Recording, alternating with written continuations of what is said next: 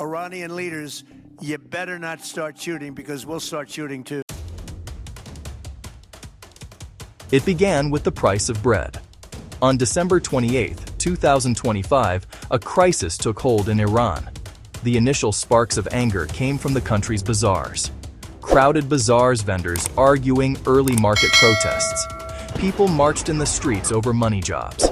They were protesting rampant inflation. The national currency, the rial, had fallen into a free fall. It was trading at over 1.4 million to the US dollar. This made everyday life impossibly expensive for millions. Food costs, fuel costs. The anger did not stay in the markets. It spread with incredible speed. Within days, what started as economic complaints grew into a nationwide movement. Protests erupted in all 31 of Iran's provinces. People in more than 180 cities and towns joined the demonstrations. The government's response was swift and brutal.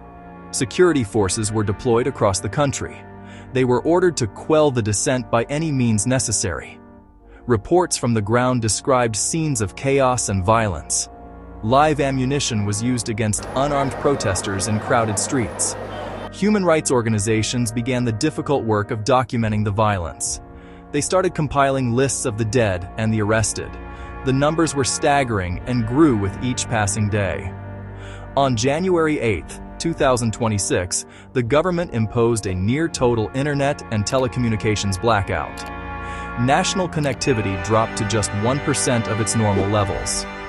Amnesty International warned that the authorities were deliberately hiding the extent of their human rights violations. Before the blackout, about 36 deaths were confirmed. Harana later reported at least 2,403 killed and over 18,000 arrested. Leaked documents suggest the toll could be 12,000, with some estimates reaching 20,000. The digital silence cannot erase the bloodshed that has already occurred. The turmoil in Iran is more than a domestic crisis. It has profound implications for the entire world. Iran's geography places it at a critical crossroads. It borders the Persian Gulf. It controls the Strait of Hormuz. Between 20 and 30% of the world's oil passes through this choke point. Any instability could disrupt this flow and spike oil prices. For decades, nuclear ambitions have driven concern.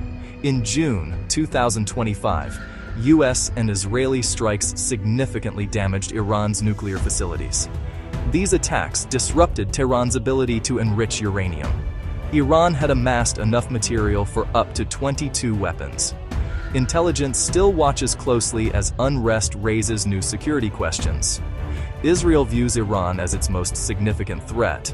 Iran funds and arms proxy groups like Hezbollah and Hamas. In September 2025, UN sanctions were reimposed, intensifying economic pressure. That pressure helped fuel today's protests and shapes Washington's choices.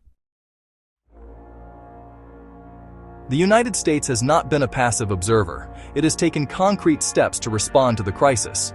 The White House has imposed new sanctions on Iranian officials tied to the crackdown. President Trump warned of strong action if the regime hangs peaceful protesters. In early January 2026, a stunning operation unfolded. U.S. forces captured Nicolás Maduro in Caracas and transferred him to New York to face charges. The raid was swift, precise. It sent a powerful signal to the world and to Tehran. The operation reportedly triggered emergency discussions in Iran. Early signs suggested the calculus in Tehran began to shift. Public warnings backed by credible military capability raised the stakes. The U.S. is blending economic pressure, public diplomacy, and credible threats. The goal? Protect lives and force a change in course, without a wider war. It is a delicate balance and a high-stakes gamble. Predicting the outcome in Iran is a fool's errand. It is far too soon to say whether the regime will fall. The Islamic Republic wields powerful tools: the Revolutionary Guard, a vast security apparatus, and a tight grip on propaganda. Institutions built for survival won't collapse overnight. The resilience and unity of the clerical leadership will be crucial. Another question: can protesters sustain momentum without unified leadership? Their courage is undeniable, but courage alone may not topple a deeply entrenched regime. International pressure and diplomatic isolation will shape choices in Tehran. Regional powers, along with Russia, China, the EU, and the US, will influence outcomes.